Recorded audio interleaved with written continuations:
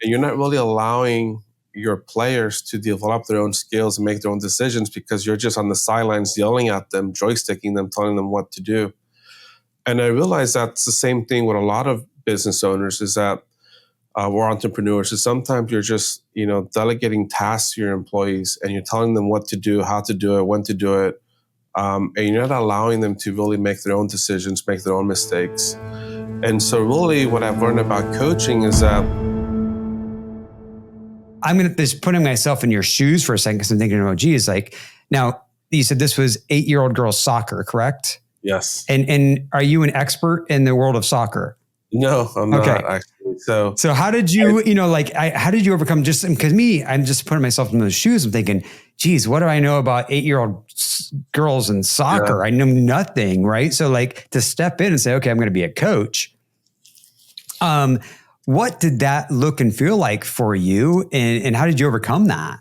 Yeah. So that was, you know what?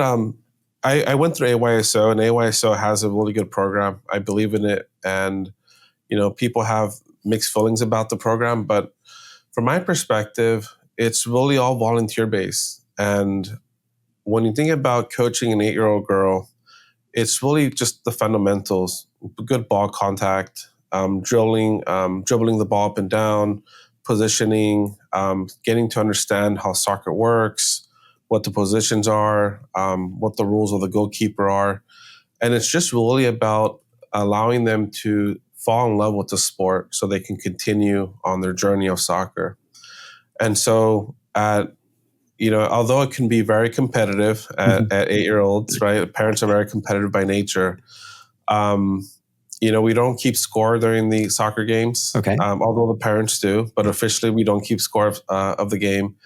And it's just really about making it fun for them. So I think anyone can do that. It's, when I say I didn't grow up with soccer, I mean, I grew up playing it on the street with friends, but I wasn't part of a club. I wasn't part of a soccer team growing up or going to competitions.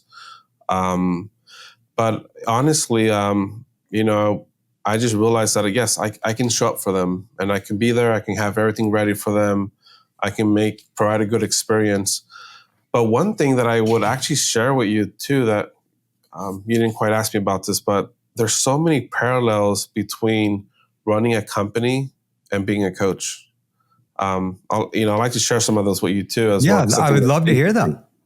Okay, so what I realized about coaching and running a company is that a lot of the times when you're out in the field, you're teaching your players, different positions, different drills, and you're coaching them. And it's the same thing you're doing in a company. You got your employees, and you got to basically also coach them throughout the day and get them to understand different ways of doing things or create processes and procedures for them. But one of the biggest things that is frowned upon with some coaches is that this thing called joysticking. And what that means is you have your time for practices during the week, and then you got your games on the weekends. And on the games on the weekends, a lot of coaches like to tell the players what to do. It's like, hey, move up, move down, block that person. Or you're yelling, Valentina, I need you to move more to the right, more to the left. And you're not really allowing your players to develop their own skills and make their own decisions because you're just on the sidelines yelling at them, joysticking them, telling them what to do. And I realize that's the same thing with a lot of business owners is that or entrepreneurs is sometimes you're just, delegating tasks to your employees and you're telling them what to do, how to do it, when to do it. And you're not allowing them to really make their own decisions, make their own mistakes. And so really what I've learned about coaching is that there's a time and a place to be able to coach your I'm already mixing this up, your players. But when it's game time, it's really more about letting them play the game, taking notes about what their weaknesses are, what their strengths are, how they're working as a team, and then be able to take that information and then during practice fine tune, and then let them go back out on game day again. And that's really one of the biggest things that I see in connection with running a business. It's that you got to allow your team to to make mistakes. You got to allow them to give them the freedom to explore, come up with new ideas, new solutions. And you also then have to make time to provide coaching. But if you're there every day telling them what to do, it gets frustrating for your employees and for your players. So, and that's just one of the things that I found as a correlation, which Yeah. is kind of big. But I always find myself that going back to coaching 8-year-old girls and running my business, there's different ways. There's a lot of similarities between those two. Yeah. So when you remember the joysticking, and I look at it, my mind, I'm going, okay, so you let them play their game.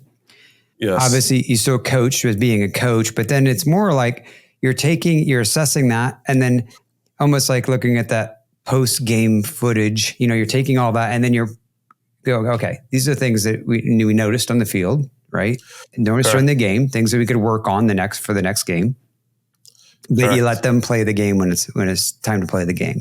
And when you talk about in the business, joysticking, I guess at the same time, some people maybe call that micromanaging when it comes back to, your employee and not actually letting them, giving them some room to make some decisions or learn a little bit from some mistakes, or, maybe help guide them. Or maybe it's scenarios where you say, hey, I would like you to, once again, we have this issue.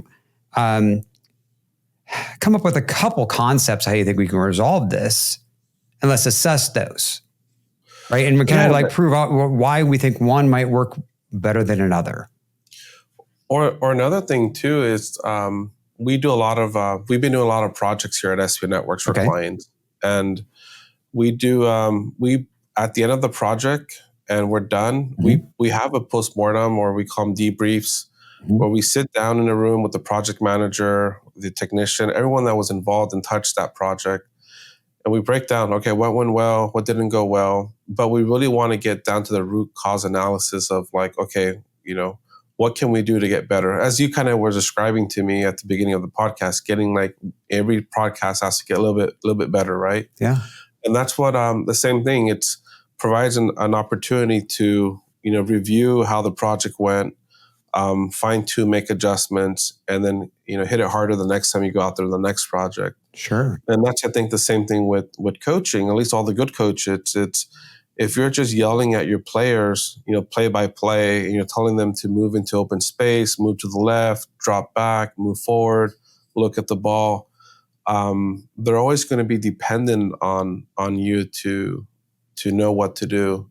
But if you slowly allow them to play the game, understand the game, your job as a coach is really to just assess how they're playing and be able to provide feedback off the game. Now, I'm not going to say it's perfect that way all the time, because sometimes you do get really emotional in a game, and it could be a nail biting game where you're about to win, and you might yell out there. But I do catch myself wanting to allow them to play and have fun at the same time. And the same thing with your employees. You want them to be able to feel like they're coming up with their own plans, and they're bringing problems to you along with some solutions for you to look at.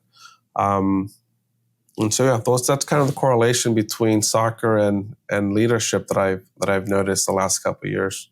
Hi, I'm Marc Thomas, founder and CEO of Current Tech Solutions and Cyber Guardians. We know business owners like you want to focus on growing your company, not worrying about IT problems or security threats. That's where we come in. Our team uses AI to protect your business from cyber risks and keep everything running smoothly. If you're ready for peace of mind and a stronger future, reach out to us today. Let's secure and elevate your business together.